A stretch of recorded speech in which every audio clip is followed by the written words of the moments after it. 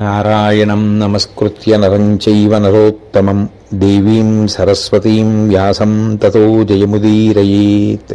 మహానుభావుడు సాక్షాత్ నారాయణ స్వరూపుడైనటువంటి వేదవ్యాస భగవానుడు ధర్మరాజు గారికి దర్శన భాగ్యాన్ని కటాక్షించాడు. ఆ వేదవ్యాస భగవానుడి యొక్క దర్శనం వలన కలిగినటువంటి ఆనందంతో ఆయన చెప్పినటువంటి మాటల చేత మనశ్శాంతిని ధర్మరాజు గారు పొందారు. తదనంతరం ఆయన మనసుని ఏకాగ్రం చేసి బాగా ఆలోచించి తమ వైపు సర్వసైన్యాధిపతి అయినటువంటి దృష్టజ్యుమ్నుడిని పిలిచి ఆయనతో మాట్లాడుతూ అంటాడు, నువ్వు మీ తండ్రి చేసినటువంటి హోమకుండంలోంచి ఆవిర్భవించినటువంటి వాడివి, కారణజన్ముడవు. నువ్వు కేవలం ద్రోణాచార్యుల వారిని వధించడం కోసమే జన్మించినటువంటి వాడివి. కాబట్టి నువ్వు శిఖండి మొదలైనటువంటి వారిని వెంట తీసుకుని ద్రోణాచార్యుల వారితో యుద్ధం చేయడానికి వెంటనే బయలుదేరు. అలాగే నకుల సహదేవులు, విరాటరాజు, ద్రుపద మహారాజు, ఉపపాండవులు, సాత్యకి, కేకేదేశ రాజులు అందరూ కూడా ద్రోణుడితో యుద్ధం చేయడానికి బయలుదేరండి. ఆ ద్రోణాచార్యుల వారితో యుద్ధం చేసి ఆయనని నిగ్రహించకపోతే మనం యుద్ధంలో విజయం సాధించడం అంత తేలిక విషయం కాదు అన్న ఉద్దేశ్యంతో ధర్మరాజు గారు వీరందరినీ పిలిచి ద్రోణుడితో యుద్ధం చేయడానికి ఆదేశించాడు. రాత్రంతా యుద్ధం జరుగుతూనే ఉందేమో, ఆ భటులందరూ విశేషంగా బడలిపోయి ఉన్నారు. ఎవరికీ శరీరం స్వాధీనంలో లేదు. ఒక పక్క పగలంతా చేసినటువంటి యుద్ధం, ఆ పైన రాత్రి చేసినటువంటి యుద్ధం. నిద్ర లేకపోతే మనిషి చాలా డస్సిపోతాడు. అందుచేత ఎవరికీ శరీరం స్వాధీనంలో లేదు. కాగడాలు నిధనమైపోతున్నా కూడా దాన్ని సరిగ్గా పట్టించుకున్నటువంటి వాళ్ళు లేరు. కొందరి వాహనాలు ఎటువైపుకి వెళ్ళిపోయాయో అటువైపుకి దాని మీదే ఉరిగిపోయి నిద్రలోకి జారిపోయినటువంటి భటులు, నాయకులు మొదలైనటువంటి వారు యుద్ధరంగాన్ని వదిలిపెట్టి వెళ్ళిపోవలసి వచ్చింది. మరికొంతమంది ఏనుగుల కుంభస్థలాల మీద, రథాలలోనూ నిద్రపోయారు. మిగిలినటువంటి వారు అటు ఇటు తూలిపోతున్నారు. అంత బడలికతో ఉన్నటువంటి సమయంలో అర్జునుడు చూశాడు. చూసి ఇరుపక్షములలో ఉన్నటువంటి యోధులను, సైనికులను ఉద్దేశించి, ఇంత అలిసిపోయి ఉండి యుద్ధం చేయడం మర్యాద కాదు. కాబట్టి ఇరుపక్షములలో ఉన్నటువంటి సైనికులు, వీరులు, యోధులు అందరూ కూడా కొంత తడవు విశ్రమించండి. కొంతసేపు విశ్రమించిన తరువాత అప్పుడు మళ్ళీ యుద్ధం చేద్దురుగాని అన్నాడు. దాన్ని కర్ణుడు, అశ్వత్థామ, దుర్యోధనుడు మొదలైనటువంటి వాళ్ళు కూడా ఆమోదించారు. ఆ కారణం చేత రెండు పక్షాలలో ఉండేటటువంటి వారందరూ కూడా కొంతసేపు విశ్రాంతి తీసుకోవడానికి బయలుదేరి వెళ్ళారు. మనిషి యొక్క కడుపుకి కంటికి అవినాభావ సంబంధం. కడుపు నిండిపోతే కన్ను పడిపోతుంది. కన్ను పడిపోతే అంటే బాగా నిద్ర పట్టేస్తే మరునాడు బాగా ఆకలేస్తుంది. ఆకలేస్తే కడుపు నిండా తినగలడు. కడుపు నిండా తింటే కంటి నిండా నిద్రపోగలడు. వాళ్ళందరూ అంత బడలిక చెంది ఉన్నారు. ఒక పక్క యుద్ధం, ప్రాణాలు పోతున్నాయి. ఏదో పని చేయడం కాదు, ఏమాత్రం జాగ్రత్తగా లేకపోయినా ఎదుటి వీరుడి చేతిలో ప్రాణములకే హాని కలుగుతుంది. అటువంటిది నిద్ర లేకుండా యుద్ధం చేయడము అనేటటువంటిది ఎంత కష్టమైనటువంటి విషయమో అసలు చదువుతుంటున్నప్పుడు, వింటున్నప్పుడే మనకి ఒళ్ళు గగుర్పుడుస్తుంది. ఇట్లా ఎలా యుద్ధం చేయగలిగారు అనిపిస్తుంది. అర్జునుడు వాళ్ళ కష్టాన్ని తెలుసుకొని నిద్రపోమ్మంటే వాళ్ళందరూ ఎంతో సంతోషించారు. ఈయనొక్కడు మన కష్టం తెలుసుకొని ఉభయపక్షములలోని వారికి నిద్రపోవడానికి అవకాశం ఇచ్చాడు అని. అంటే నిద్ర అనేటటువంటిది మనిషికి ఎంత అవసరమో అర్థమవుతుంది. వాళ్ళందరూ అన్నారు అర్జునుడిని ఉద్దేశించి, కరుణగలవు మమ్ము గారవంబున సుఖాన్వితుల చేసి తనగా, నీకు సురలు వరములెప్పుడు నిచ్చువారుగావుత మనోరథము పొందు అమరరాజ తనయా. ఓ అమరరాజైనటువంటి ఇంద్రుని కుమారుడవైనటువంటి అర్జున, నువ్వు దేవతల యొక్క అనుగ్రహ విశేషంగా సర్వకాలముల యందు కూడా నీ ఈప్సితములను నెరవేర్చుకుందువుగాక. ఎందుకని అంటే నిద్రపోకపోతే మాత్రం పట్టించుకోకుండా యుద్ధం చెయ్యమని రెండు పక్షముల వారు శాసనం చేసినప్పుడు బడలి ఉన్నటువంటి మా కష్టాన్ని గుర్తిరిగి కొంతసేపు నిద్రపొండి అని మాకు అవకాశం ఇచ్చావు. కాబట్టి మా మనసులు అంత ప్రసన్నపడ్డాయి అని అందరూ కూడా విశ్రాంతి తీసుకోవడానికి బయలుదేరారు. తొరంగములపై ఆశ్వికులు అరదంబుల మీద రధికులప్పుడు నిద్రంబొరసిరి, కొందరు భూస్థలి నిరువుగా సుఖనిద్ర చేసిరిట్లున్నంతన్. ఆ నిద్ర అనేటటువంటిది ఇది ఉంటే పడుతుంది, ఇది ఉండకపోతే పట్టదు అన్న పరిస్థితి ఉండదు. బడలిపోయిన వాడు ఏది ఉన్నా ఏది లేకపోయినా నిద్రపోతాడు. నిద్ర ఒక సౌఖ్యం. అంత బడలిపోయినటువంటి వ్యక్తికి సౌకర్యాలతో సంబంధం ఉండదు. అందుకే తొరంగములపై ఆశ్వికులు ఆ గుర్రాల మీదే ఆ గుర్రాల్ని నడుపుతూ యుద్ధం చేస్తున్నటువంటి వాళ్ళు పడి నిద్రపోయారు. అరదంబుల మీద రధికులప్పుడు నిద్రంబొరసిరి. రధికులు రథాలలో ఉండి యుద్ధాలు చేసేటటువంటి వాళ్ళు ఆ రథాలలోనే కొంచెం కూడా ఆలస్యం చేయకుండా నిద్రపోయారు. ఇంకా మళ్ళీ ఎక్కడికో వెళ్ళి నిద్రపోయి లేచి రావడం అంటే ఆలస్యం అయిపోతుందని అక్కడికక్కడే పడుకున్నారనమాట. కొందరు భూస్థలి నిరవగా సుఖనిద్ర చేసి రెట్లు ఉన్నంతన్. కొందరు అక్కడే భూమి మీద పడుకొని నిద్రపోయారు. ఈ విధంగా అందరూ కూడా నిద్రపోయారు. నిద్రపోయిన తరువాత మళ్ళీ కొంతసేపు అయిన తర్వాత ఆ చంద్రోదయం అయ్యి తెల్లవారుజాముకి ముందున్నటువంటి సమయంలో అందరూ కూడా లేచి యుద్ధాన్ని ప్రారంభం చేశారు. దుర్యోధనుడు ద్రోణాచార్యుల వారి దగ్గరికి వెళ్ళాడు. వెళ్ళి ప్రతిరోజు జరిగేటటువంటి విషయమే ద్రోణాచార్యుల వారిని నింద చేయడం ప్రారంభం చేస్తాడు. కాబట్టి ఆయనను ఉద్దేశించి అన్నాడు, నువ్వు చాలా గొప్పవాడివి. నిజానికి నీకు ఈ పాండవులు దేంట్లోనూ సమానులు కారు. కానీ నీకు నువ్వుగా వాళ్ళని శిష్యులుగా భావిస్తున్నావు.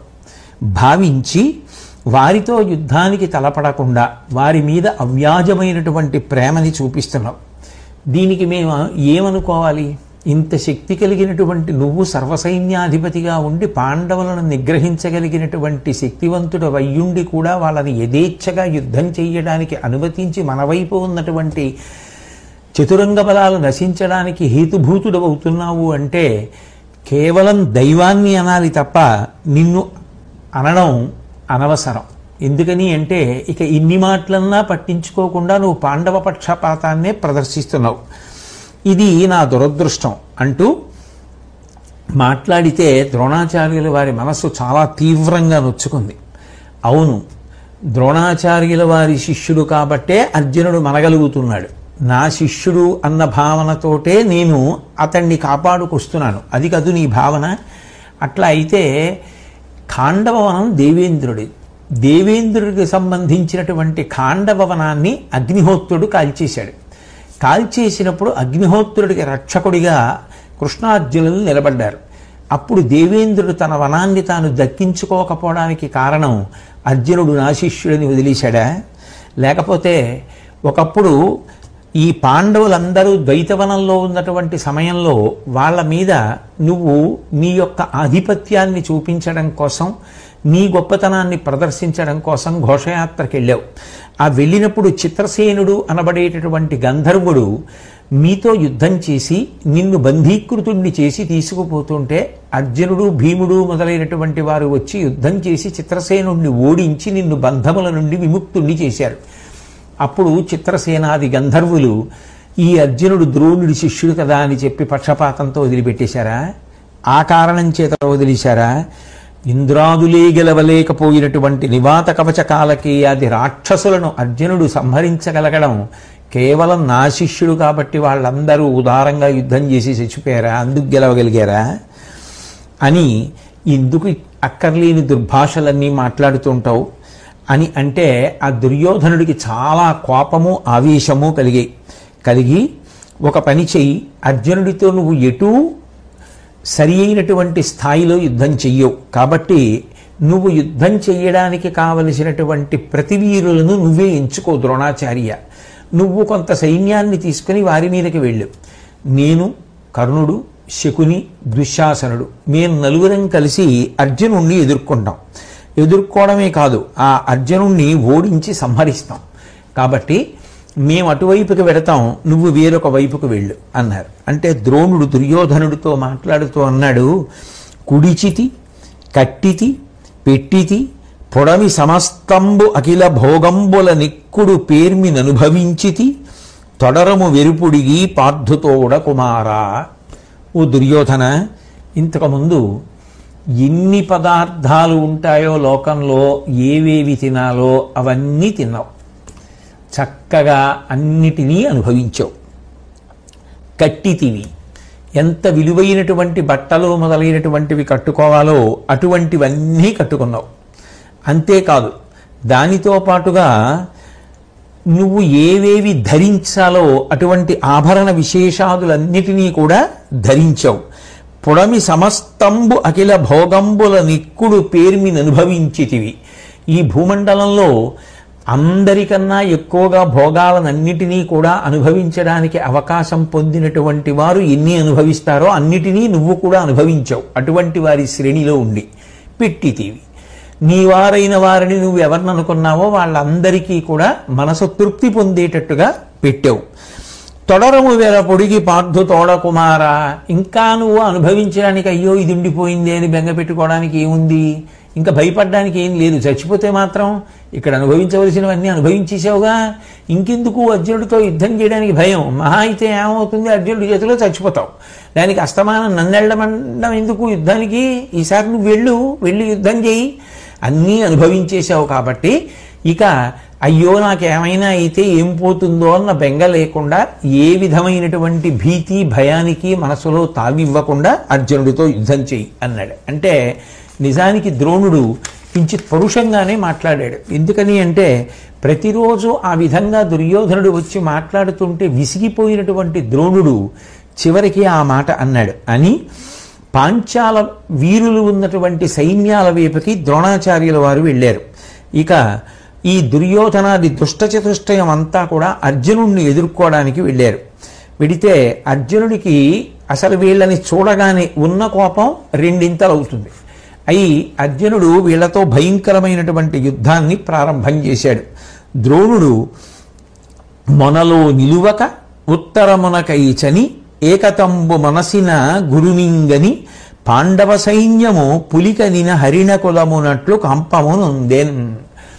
సర్వసాధారణంగా వ్యూహాన్ని రచించిన తరువాత సైన్యానికి అగ్రభాగంలో నిలబడి యుద్ధాన్ని ప్రారంభం చేసేటటువంటి ద్రోణాచార్యుల వారు ఆ రోజున సైన్యానికి అగ్రభాగంలో నిలబడలేదు. నిలబడకుండా ఉత్తర భాగంలో నిలబడి అక్కడ ఉన్నటువంటి పాండవ సైన్యంతో యుద్ధాన్ని ప్రారంభం చేస్తే ఆయన యొక్క తీవ్రమైనటువంటి రూపాన్ని, ఆయన పట్టుదలని గమనించినటువంటి పాండవ సైన్యం పెద్దపులిని చూసినటువంటి లేళ్ల గుంపులు ఎలా పారిపోతాయో అలా పారిపోవడం మొదలుపెట్టే. అంటే అంత భయంకరమైనటువంటి యుద్ధాన్ని ద్రోణాచార్యుల వారు ప్రారంభం చేశారు.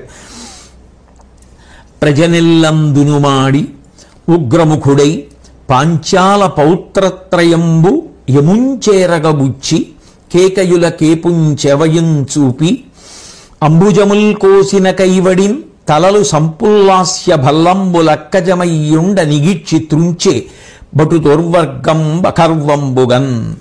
ఆయన ఆ వచ్చినటువంటి సైన్యాన్ని అవలీలగా త్రుంచుకుంటూ వెళ్ళిపోతున్నాడు. ఆ వెళ్ళిపోతున్నప్పుడు ద్రుపదుడి యొక్క మనవలు ముగ్గురిని కూడా హతమార్చాడు. అలాగే కేకయరాజుల యొక్క తలలనన్నింటినీ కూడా కేవలం ఏదో తామర పువ్వులు కోసేటటువంటి వాడు ఎంత హేళగా కోసేస్తాడో అంత హేళంగా వాళ్ళందరినీ కూడా నిర్జించాడు. అట్లాగే ఆ యుద్ధం చేస్తున్నప్పుడు ఆ ద్రోణాచార్యుల వారి ధాటికి తట్టుకోలేక సైన్యములన్నీ చెల్లాచెదరైపోతుంటాయి. ఇటువంటి సమయంలోనే మనం తెగించి యుద్ధం చెయ్యాలి, పరాక్రమాన్ని ప్రదర్శించాలి, సైన్యాన్ని కాపాడుకోవాలనేటటువంటి ఉద్దేశ్యంతో విరాట మహారాజు గారు, ద్రుపద మహారాజు గారు కూడా కలిసి వచ్చి ద్రోణుడితో యుద్ధాన్ని ప్రారంభం చేశారు. చెంచద్బాణ పరంపరా ప్రహతులన్ సైన్యంబు క్రూరోద్ధతించెన్ చించిననింక నిన్నటికి నిస్సి భూరి బాహాబలంబంచుం కూడి కడంగినొంప కుపితుండై మత్స్య భూవల్లభన్ పాంచాల క్షితినాథునిందునిమే దర్పస్ఫూర్తి శోభిల్లగన్. తమ సైన్యములను కాపాడుకోవడం కోసమని వచ్చినటువంటి ద్రుపద మహారాజు గారిని, అలాగే ఆ విరాట మహారాజు గారిని కూడా ద్రోణాచార్యుల వారు యుద్ధంలో చంపేశారు. ఇద్దరూ కూడా పడిపోయారు. ఎప్పుడైతే తండ్రి అయినటువంటి ద్రుపద మహారాజు గారు మరణించాడనేటటువంటి వార్త కుమారుడైనటువంటి దృష్టద్యుమ్నుడికి తెలిసిందో ఆయన ప్రతిజ్ఞ చేశాడు, మా తండ్రి ఈ విధంగా ద్రోణాచార్యుల వారి చేతిలో నిహతుడవడం నాకు అత్యంత బాధాకరమైనటువంటి విశేషం. నేను కేవలం ద్రోణాచార్యుల వారిని సంహరించాలనేటటువంటి ఉద్దేశ్యంతో మా నాన్నగారు హోమం చేసి నన్ను పొందారు. కాబట్టి నేను ఆ ద్రోణుణ్ణి కానీ సంహరించకపోతే మా కులక్రమాగతములైనటువంటి ఆచారములనన్నింటినీ కూడా ఉల్లంఘించినటువంటి వాడిని అవుతాను. అంటే ధర్మాతిక్రమణం చేసినటువంటి వాడిని అవుతాను. ఆచార ప్రభవో ధర్మ, ఏది ఆచరించారో అది ధర్మం, ఆచరించనిది ధర్మం ఎందుకు అవుతుంది? తెలిసి ఉన్నది ధర్మం కాదు, తెలిసి ఆచరించినది ధర్మం. కాబట్టి అటువంటి ఆచారములనన్నిటినీ కూడా నేను ఉల్లంఘించినటువంటి వాడిని అవుతాను అని చెప్పి ప్రతిజ్ఞ చేసి ద్రోణాచార్యుల వారిని సంహరించడానికి దృష్టద్యుమ్నుడు సమాయత్తమయ్యాడు. ఈలోగా ముందు రోజు అంతా యుద్ధం చేసినటువంటి కారణం చేత తగిలినటువంటి ఎండ దెబ్బ, రాత్రి సరిగ్గా నిద్రపోనటువంటి కారణం, ఆ పైన వేస్తున్నటువంటి విశేషమైనటువంటి ఆకలి, దీనితో సైన్యం అంతా కూడా సహజంగా బలహీనపడి ఉన్నది. అటువంటి సమయంలో ఇటువంటి మహావీరులు పేట్రేగి చేసినటువంటి యుద్ధంలో కొంచెం సులభంగానే పడిపోతాయి సైన్యాలు. కాబట్టి తీవ్రమైనటువంటి రీతిలో చతురంగ బలములకు హాని కలుగుతోంది. ఈలోగా ద్రోణాచార్యుల వారి యొక్క ఉద్ధతిని తెలుసుకున్నటువంటి అర్జునుడు తాను మాత్రమే నిగ్రహించాలి ద్రోణుణ్ణి అనేటటువంటి ఉద్దేశ్యంతో బయలుదేరి ద్రోణాచార్యుల వారిని ఎదుర్కొన్నాడు. వాళ్ళిద్దరూ చేస్తున్నటువంటి యుద్ధాన్ని అందరూ కూడా చూసి ఆశ్చర్యపోయారు. ఎందుకని అంటే గురుడేయ నరుడు ద్రుంపగా నరుడేయగ గురుడు ద్రుంప నానా విశిక స్ఫురణ పరిహరణములకు అచ్చరువందుచు నుండి రుభయ సేనల జనముల్. ద్రోణాచార్యుల వారు ఏదైనా దివ్యమైనటువంటి అస్త్రాన్ని అభిమంత్రించి విడిచిపెడితే ఆ అస్త్రం పూర్ణస్వరూపాన్ని పొంది రాకముందే అర్జునుడు దానిని ఉపసంహారం చేసేవాడు. అర్జునుడు ఏదైనా దివ్యమైనటువంటి అస్త్రమును మనసులో సంకల్పం చేసి అభిమంత్రించి విడిచిపెడితే అది పూర్ణమైనటువంటి ఆ తేజస్సుని పుంజుకుని హాని చెయ్యడానికి ఉద్యుక్తము కాకముందే ద్రోణుడు ఉపసంహారం చేసేవాడు. ఈ విధంగా గురు శిష్యులిద్దరూ పరమాద్భుతమైనటువంటి రీతిలో జరుగుతున్నటువంటి యుద్ధాన్ని చూసి అందరూ ఆశ్చర్యపోయారు. ఆ సైన్యానికి అంతటికీ ఎటువంటి భావన కలిగిందంటే, హరుడు వినోదార్థముగా నిరుమేనయిరణమునచ్చే ఇంతియ కాకి పరుసున అక్కజమగు సంగరమొనరింపంగా ఒరుల కంటిమేయందున్. ఎప్పుడైనా శివుడికి యుద్ధం చెయ్యాలనిపించింది అనుకోండి, ఆయనతో యుద్ధం చేయడానికి ఎవరెడతాడు? ఎవడికి శక్తి సరిపోతుంది? కానీ ఆయనకి తీవ్రమైన కోరిక పుట్టిందనుకోండి, ఎవరితోనైనా యుద్ధం చేద్దామని. ఎవడు యుద్ధానికి రాకపోతే ఏం చేస్తాడు? ఆయనే రెండుగా మారి యుద్ధం చేస్తే ఎలా ఉంటుందో అలా ఉంది ద్రోణుడు శిష్యుడు చేసేటటువంటి యుద్ధం. ఎందుకని? ఇద్దరూ గురు శిష్యులు. గురువు గారి దగ్గర ఉన్నటువంటి విద్యని శిష్యుడు పొందుతాడు. కాబట్టి ఆ గురు శిష్యులిద్దరూ చేస్తున్నటువంటి యుద్ధాన్ని చూసి మిగిలినటువంటి వాళ్ళందరూ కూడా తెల్లబోతున్నారు. ద్రోణుడు బ్రహ్మాస్త్ర ప్రయోగం చేశాడు.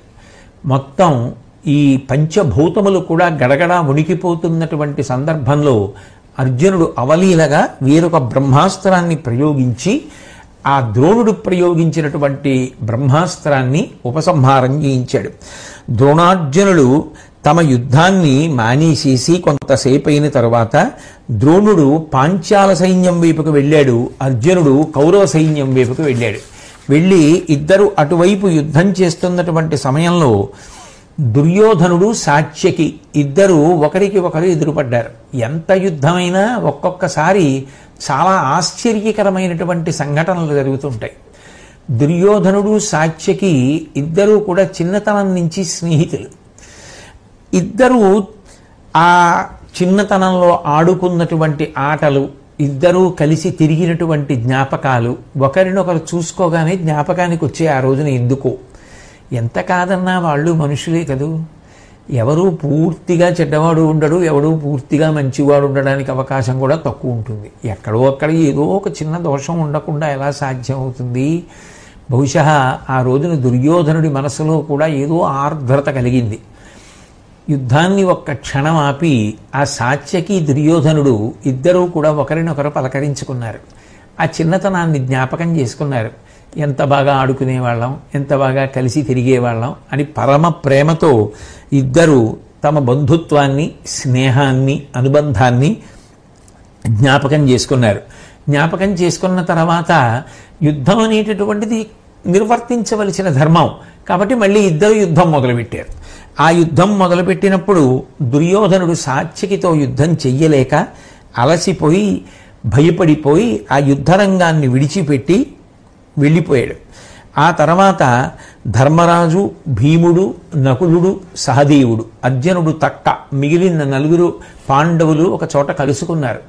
ద్రోణాచార్యుడు చేస్తున్నటువంటి అరివీర భయంకరమైనటువంటి యుద్ధాన్ని గమనించారు.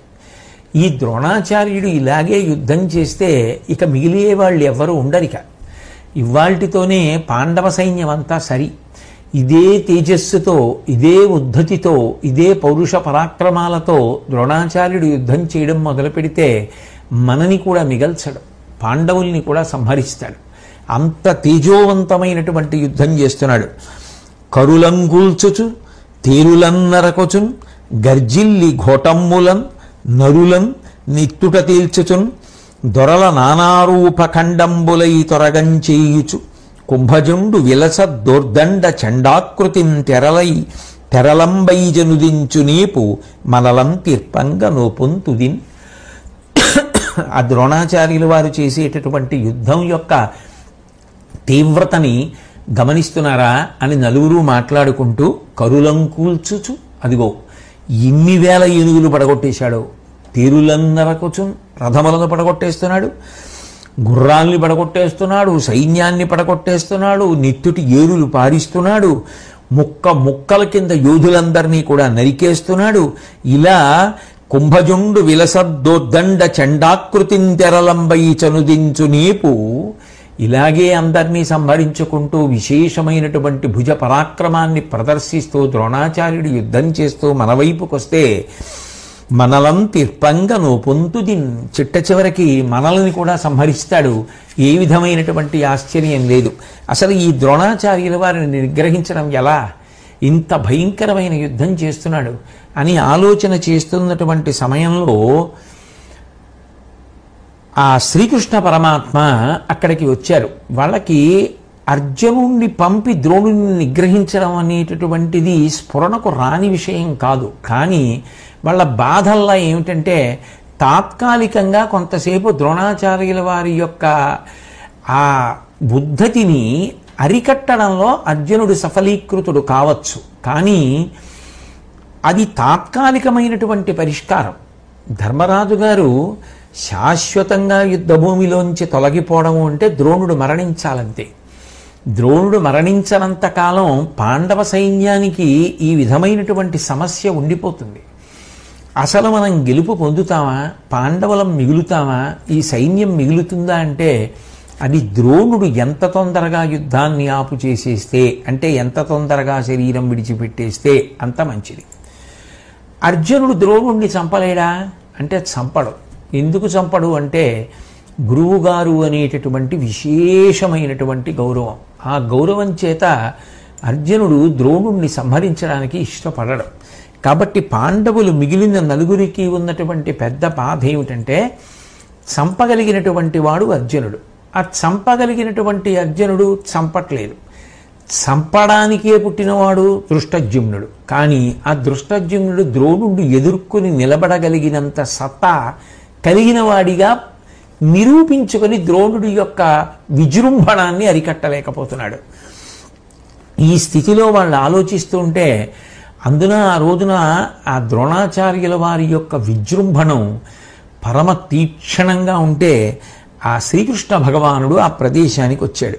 వచ్చి అర్జునుడితో ఇట్లా అన్నాడు, అనిమొన దేవదానవులకైనను గెల్వన శక్యమి మహాత్ముని ఒక మందు చెప్పెద, సుతున్ హతుడయ్యననంగ విన్న అంతన ఇతడు ఆయుధంబు దిగద్రావి అచేష్టత పొందు, అప్పుడు ఇతని పరిమార్చవచ్చు, ఇది తప్ప ఉపాయము కలగదిమ్మీన్. అర్జున, అని మొన దేవదానవులకైనను గల్వన శక్యమిం మహాత్ముని. ఈ ద్రోణాచార్యుల వారు యుద్ధంలో ఆయుధం పట్టుకుని రథం మీద ఉండి యుద్ధం చేస్తున్నంతసేపు ఈయన్ని గెలవడం దేవతలకు దానవులకు కట్టుకుని వచ్చినా సాధ్యం కాదు. ఒక మందు చెప్పేదా, ఈ ద్రోణాచార్యుల వారు నిహతుడు కావాలి అంటే ఒక్క మార్గాన్ని నేను చెప్తాను. సుతున్హతుడయ్య ననంగ విన్న అంతన ఇతడాయుధంబు దిగద్రావి అచేష్టత పొందు. అమంగళకరమైనటువంటి వార్త వినాలి. ఆయనకి సంబంధించినంత వరకు అంతకన్నా అమంగళకరమైనటువంటి వార్త కానిదేది ఉంటుంది? ద్రోణాచార్యుడి యొక్క కుమారుడైనటువంటి అశ్వత్థామ యుద్ధంలో మరణించాడు అన్న వార్త వింటే వెంటనే అచేష్టత పొందు, కదలిక లేకుండా ఉండిపోతాడు. ఇక యుద్ధం మీద ఆసక్తి ఉండదు. అప్పుడు ఈతని పరిమార్చవచ్చు, ఆయుధములను విడిచిపెట్టేస్తాడు కాబట్టి అప్పుడు అతన్ని చంపడం తేలిక. ఇది తప్ప ఉపాయము కల్గదిమ్మియిన్, ఇది తప్ప వేరొక ఉపాయం లేదు అని చెప్తూ ఉండగా ఆ భీముడు వెంటనే శ్రీకృష్ణ పరమాత్మ చెప్పినటువంటి మాటని బాగా మనసులో నిలబెట్టుకుని భీముని చేనని అశ్వత్థామయనంబరకు భద్ర దంతి వడిన నుద్దామగతి నెపమ్మున ఆ మారుత పుత్రుడేగి అగ్గురు తోడన్. ఆ యుద్ధం చేస్తున్నటువంటి సమయంలో భీమసేనుడి చేతిలో ఒక ఏనుగు ఒకటి చనిపోయింది. ఆ ఏనుగు పేరు అశ్వత్థామ. ఇప్పుడు ఎప్పుడైతే అశ్వత్థామ అని పేరు కలిగినటువంటి ఒక ఏనుగు ఆ భీముడి చేతిలో మరణించిందో అశ్వత్థామ చనిపోయాడు అని చెప్పడానికి ఒక అవకాశం లభించింది. కాబట్టి ఇప్పుడు భీముడు ఏం చేశాడంటే ద్రోణాచార్యుల వారికి వినపడేటట్టుగా అశ్వత్థామ హతుడైనాడు అన్నాడు. ఎప్పుడైతే అశ్వత్థామ మరణించాడు అన్న మాట ద్రోణాచార్యుల వారి చెవిలో పడిందో ఆయన మనసంతా కూడా ఒక్కసారి అయిపోయి దేని మీద కూడా దృష్టి నిలబడలేదు. ఏదో తెలియనటువంటి భయం మనసంతా ఆవరించేసింది. ఎట్లాగో అట్లా ధైర్యం తెచ్చుకొని తన పరాక్రమాన్ని తాను జ్ఞాపకం చేసుకుని దివ్యమైనటువంటి అస్త్రాల్ని మనసులోనే ఒకసారి స్మరించి భీముడు మాటలు అంత పట్టించుకోకుండా ఏ విధమైనటువంటి సంకోచము పెట్టుకోకుండా దృష్టద్యుమ్నుడి మీదకి దాడి చేశాడు. బాణాల వర్షం కురిపించాడు. బహుశः భీముడు చెప్పగానే అంత తేలికగా నమ్మకపోవడానికి కారణం ఏమయ్యుండుండవచ్చు అంటే దృష్టద్యుమ్నుడిని సంహరించేటటువంటి కుమారుడు నాకు కలగాలి అని ద్రోణాచార్యుల వారు భగవంతుణ్ణి ఆరాధించి పొందినటువంటి కుమారుడు అశ్వత్థామ. దృష్టద్యుమ్నుడు ఎదురుగుండానే ఉన్నాడు కదా, కాబట్టి అశ్వత్థామ దృష్టద్యుమ్నుడిని సంహరించగలిగినటువంటి కుమారుడు. అటువంటప్పుడు అశ్వత్థామ మరణిస్తే దృష్టద్యుమ్నుడు ఇంకా ఎలా ఉండిపోతాడు? అయినా ఇది అమంగళకరమైనటువంటి వార్త, పరమ అశుభంతో కూడుకున్నటువంటి వార్త. దీన్ని ఇప్పుడు తర్కించుకోవడానికి కావలసినంత సమయం లేదు. భీముడు చెప్పాడు, చాలా చాలా అమంగళకరమైనటువంటిది. అందుకని కించిత్ ఆయన దృష్టి విచలితం అయిపోయింది. అయినా మనసుని కూడా తీసుకున్నాడు, నిలబెట్టాడు. దృష్టద్యుమ్నుడి మీద విజృంభించాడు. అడ్డు వచ్చినటువంటి పాంచాల వీరులు రథాలలో ఉన్న వాళ్ళని 20,000 మందిని చంపేశాడు. 500 రథాలు పడగొట్టాడు. 10,000 ఏనుగుల్ని 10,000 గుర్రాల్ని చంపేశాడు. ఇలా అమిత పరాక్రమంతో వెలిగిపోతున్నాడు. వెలిగిపోతుంటే సప్తర్షులు కూడా ఆకాశమండలంలో ద్రోణాచార్యుల వారికి ప్రత్యక్షమయ్యారు. ప్రత్యక్షమై, ఓ ద్రోణ, నువ్వు భరద్వాజ మహర్షి యొక్క కుమారుడివి, బ్రాహ్మణుడివి, వేదాంగములు తెలిసిన్నటువంటి వాడివి. అసలు నువ్వు ఇట్లా యుద్ధం చేయడం అనేటటువంటిది ధర్మమా? శిష్యులకి పాఠం చెప్పడం వరకు అంగీకార యోగ్యం, కానీ నువ్వే ధనస్సు పట్టుకుని యుద్ధానికి రావడం ఏమిటి? నీ జీవితకాలమా చెల్లిపోయింది. కాబట్టి ఇకనైనా యుద్ధం ఆపేసేయి, చేతిలో ఉండేటటువంటి ఆ శస్త్రాన్ని విడిచిపెట్టేసేయి, శాంతి పొందు తప్ప ఇక ఇది యుద్ధం చేయడానికి తగిన సమయం కాదు అని ఆ సప్తర్షులు చెప్పారు. వెంటనే ద్రోణాచార్యుల వారు ఎదురుగుండా ఉన్నటువంటి దుష్టజ్యుమ్నుడిని చూశాడు. చూసి కొడుకు మరణించాడు అని ఆ భీముడు చెప్పినటువంటి వార్త మళ్ళీ మనసులో స్ఫురణకు వచ్చేసింది. ఎందుకంటే అది మనసుని విడిచిపెట్టట్లేదు. తీవ్రమైనటువంటి దుఃఖం వచ్చేసింది. ఇది నిజమా కాదా, దాన్ని రూఢం చేసుకోవాలనుకున్నాడు. ధర్మరాజు గారు కనపడ్డారు. ఆ అజాతశత్రువైనటువంటి ధర్మరాజు చెప్తే ఇక తిరుగులేదు. అందుకని ధర్మరాజును అడగాలి అని చెప్పి నిర్ణయం చేసుకుని ధర్మరాజు వైపు తిరుగుతున్నాడు. ద్రోణాచార్యుల వారి మనసులో కలిగినటువంటి భావాన్ని శ్రీకృష్ణ పరమాత్మ పట్టుకున్నారు. ఇప్పుడు ధర్మరాజును అడుగుతాడు. ధర్మరాజు చెప్పడం మీద ద్రోణాచార్యుడి విజృంభణం కానీ ద్రోణాచార్యుడు అణిగిపోవడం కానీ ఆధారపడి ఉన్నది అని, అడరి ఈ దివసమునపరాహ్నమునకు ద్రోణుడని చేసినట్లయినా తృంగిపోకయుండనేర్తురే ఇక్కడి యోధులెవ్వరైనా విను నుతి కాదు సత్యమ్ము సొమ్ము. ఓ ధర్మరాజా, నేను నిజం చెప్తున్నాను. ఇదేదో ద్రోణాచార్యుల వారిని పొగుడుతున్నానని నువ్వు అనుకోవద్దు. ఇవాళ మధ్యాహ్నం కాలం వరకు ద్రోణాచార్యుల వారు యుద్ధం చేస్తే, ఇవాళంతా యుద్ధం చేయడం, రేపు యుద్ధానికి రావడం ఇవన్నీ వదిలి, ఇవాళ మధ్యాహ్నం వరకు కానీ యుద్ధం చేస్తే నీ పక్షంలో ఉన్నటువంటి యోధులు ఇంకా ఎవ్వరూ మిగలరు. ఎందుకంటే అంత తీవ్రమైనటువంటి విజృంభణంతో ఉన్నాడు ద్రోణుడు. మము ఈతని కొప్పింపక సముచితముగా కాచికొనుము, అసత్యవచన దోషము లేదు ప్రాణరక్షణ సమయంబున అతని కొడుకు సత్యనయనుని. శ్రీకృష్ణ పరమాత్మ ధర్మమును ఆవిష్కరించారు. మమ్మల్ని అందరినీ పట్టుకెళ్ళి ఈ ద్రోణాచార్యుల వారికి అప్పచెప్పేస్తావా? ఇప్పుడు ఒకవేళ ద్రోణుడు నీ వంక తిరిగి నిజమేనా నా కుమారుడు మరణించాడా అని అడిగితే అసత్య దోషం వస్తుందేమోనన్న భయంతో నువ్వు లేదు లేదు మీ కుమారుడు మరణించలేడు అంటే ద్రోణుడు విజృంభిస్తాడు. ద్రోణుడు విజృంభిస్తే మమ్మల్ని అందరినీ తీసుకెళ్ళి నువ్వు ద్రోణుడికి అప్పచెప్పేసినట్టే. అందులో భీముడు వచ్చి అటువంటి మాట చెప్పాడు, తనని వంచన చెయ్యాలనుకున్నాడు అన్న క్రోధం కూడా కలిసిందనుకోండి, ఇక ద్రోణుడిని ఎవరు ఆపగలరు? కాబట్టి మమ్మల్ని అందరినీ పట్టుకెళ్ళి ఆ ద్రోణుడికి అప్పచెప్పేస్తావా? సముచితముగా కాచికొనుము, నీ వారిని నువ్వు కాపాడుకోవాలి కదా, నీ ప్రాణాలు నువ్వు కాపాడుకోవాలి కదా. యుద్ధానికి ఎందుకు వచ్చావు? విజయం కోసం వచ్చావు. ఆ విజయం సంపాదించాలి అంటే ఆయన అలా విజృంభించిపోతున్నప్పుడు నీ వారిని నువ్వు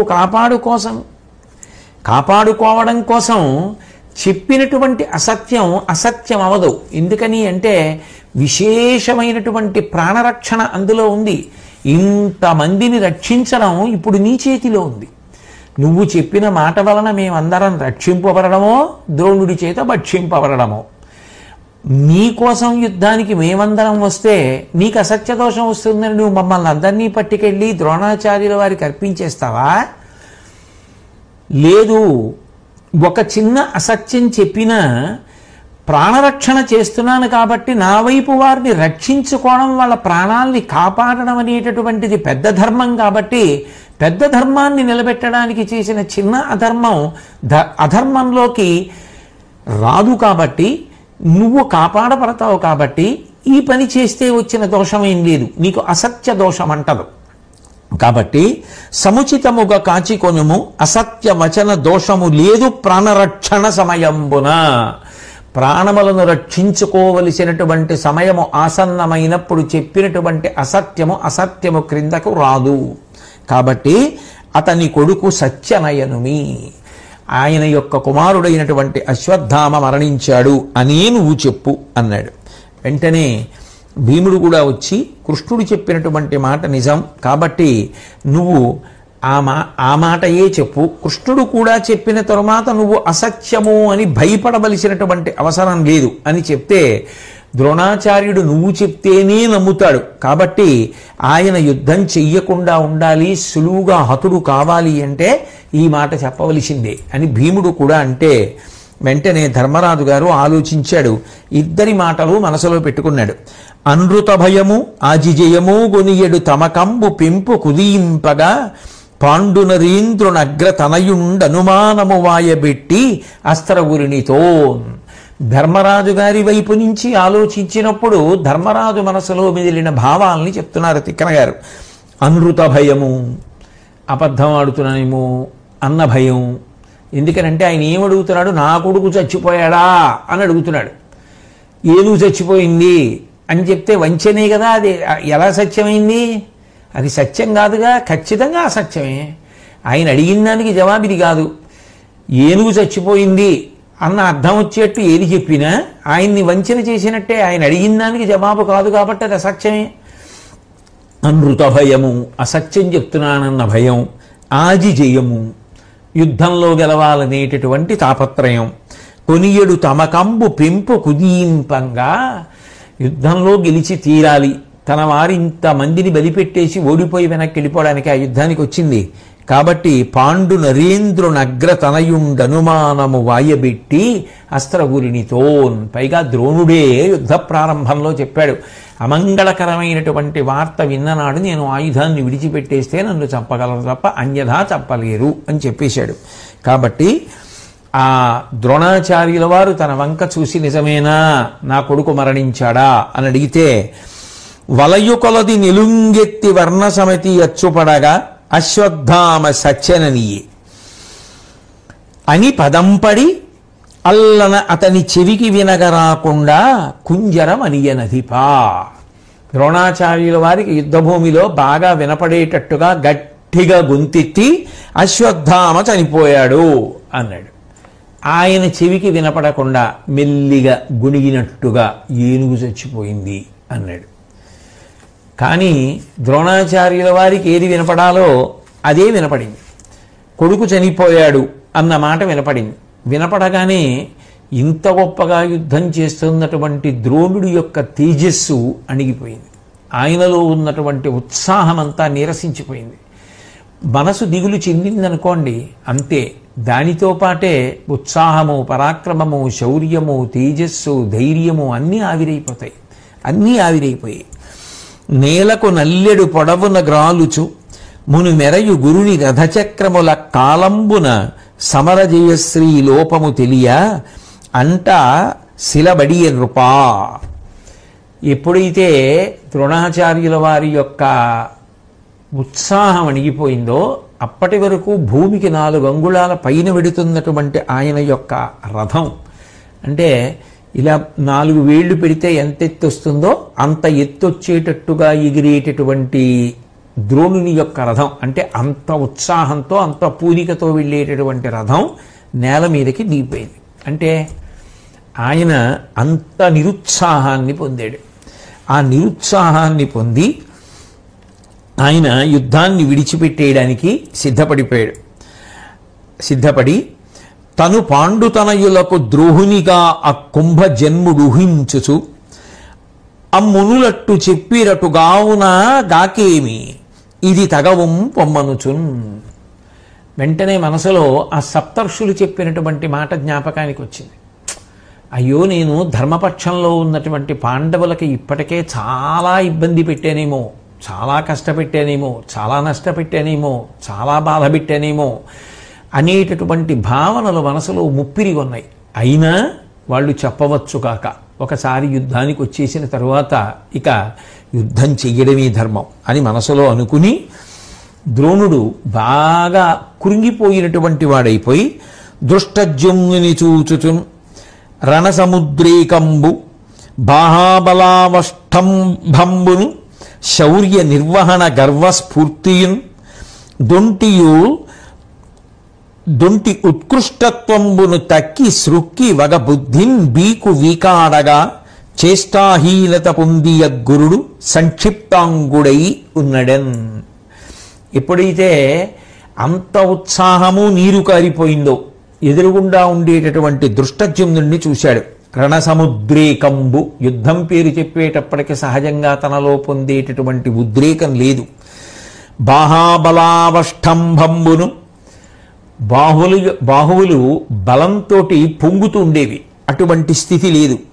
శౌర్య నిర్వహణ గర్వస్ఫూర్తియున్, శౌర్యాన్ని ఆవిష్కరించేటప్పుడు సహజంగా ఆయనలో కనపడేటటువంటి అతిశయం కానీ దొంటి ఉత్కృష్టత్వంబును త్రక్కి సృక్కి వగ బుద్ధిన్ బీకు వీకాడగా.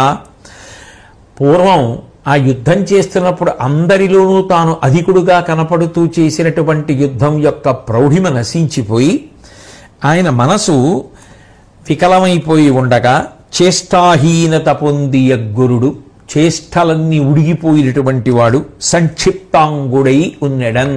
ఆయన శరీరాన్నంతటినీ కూడా ముడి చేసుకుని ఆ రథంలో అలా కూర్చునుండిపోయాడు.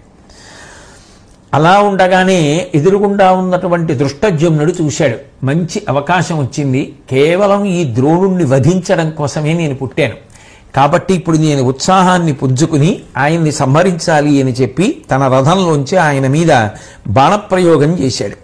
చెయ్యగానే చూశాడు, దివ్యాస్త్రములేవి స్ఫురించట్లేదు ద్రోణాచార్యుల వారికి. మనసంతా కూడా శోకంతో ముప్పిరి కొని ఉంది. అయినా కూడా ఎదురుగుండా ఉన్నటువంటి ప్రతివీరుడు అటువంటి బాణములను కురిపిస్తుంటే సహజములైనటువంటి బాణములని ఆ దృష్టద్యుమ్నుడి మీదకి ప్రయోగించాడు. ప్రయోగించి ఆయన వేస్తున్నటువంటి బాణములను ద్రోణుడు మధ్యలోనే ఖండించాడు. ఖండించి ధనస్సుని, రథాన్ని, రథసారథిని, అశ్వాలని, ధ్వజాన్ని అన్నింటినీ కూడా ముక్కలుగా విరిచేశాడు. ఆ సమయంలో కూడా ద్రోణుడు విరిచేసి ఆ దృష్టద్యుమ్నుడు గద తీసుకుని కిందకి దిగుతూ ఉంటే ఆ గద విరగొట్టేశాడు. కత్తి డాలు పట్టుకు దిగుతూ ఉంటే ఆ కత్తి డాలు విరగొట్టేశాడు. ఇక ఆ దృష్టద్యుమ్నుడు ఎలా యుద్ధం చెయ్యాలి అన్నది ఆలోచన చేస్తున్న సమయంలో సాత్యకి చూసి ద్రోణుడి మీద బాణప్రయోగం చేశాడు. ఈలోగా గబగబా ఈ దృష్టద్యుమ్నుడు భీముని యొక్క రథం మీదకి వెళ్ళిపోయాడు. అప్పటికి ద్రోణాచార్యుల వారు 4 రోజులు 4 పగళ్ళు యుద్ధం చేశారు, ఒక రాత్రి యుద్ధం చేశారు. 5వ రోజు పగటి వేళ 20 గడియలు యుద్ధం చేశారు. చిత్రం ఏమిటంటే ఆయన ఆఖరి క్షణంలో కూడా 21,000 మందిని చంపేశాడు. చంపేసేసి గొప్ప యోగనిష్టలోకి ప్రవేశించాడు. ఇక నేను ఓ దృష్టద్యుమ్నా నిన్ను వెంబడించాను, నువ్వు రథం విరిగిపోయినటువంటి కారణం చేత దూరంగా పారిపోయి భీముడి యొక్క రథం ఎక్కావు, ఇక నిన్ను వెంబడించి నీతో యుద్ధం చెయ్యను అని అనుకుని యోగనిష్టలోకి ప్రవేశించి చిట్ట చివర కర్ణ, కృప, దుర్యోధనుల్ని పిలుస్తూ ఒక మాట అన్నాడు. మీరెప్పుడూ నేను సరిగ్గా యుద్ధం చెయ్యలేదు అని నన్ను దెప్పి పొడుస్తూ ఉండేవారు.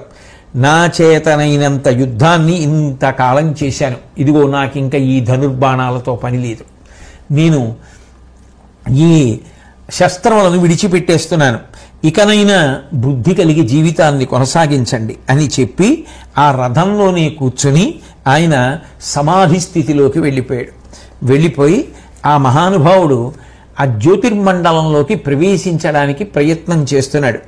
అటువంటి సమయం కోసమే ఎదురు చూస్తున్న దృష్టద్యుమ్నుడు భీముడి రథంలోంచి కిందకి దిగి కత్తి పట్టుకుని కాలినడకన ద్రోణాచార్యుల వారు ఉన్నటువంటి రథం దగ్గరికి వస్తున్నాడు.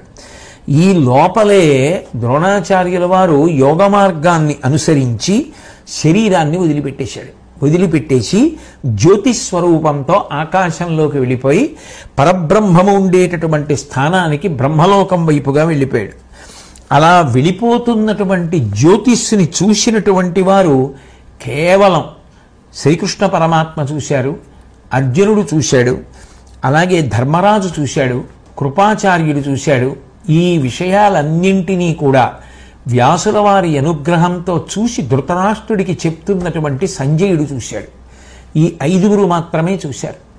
కాబట్టి ద్రోణుడు శరీరాన్ని వదిలిపెట్టి యోగ మార్గంలో ఆకాశాన్ని దాటిపోయి ఆ బ్రహ్మలోకం వైపుకి వెళ్ళిపోయాడు. స్వస్తి.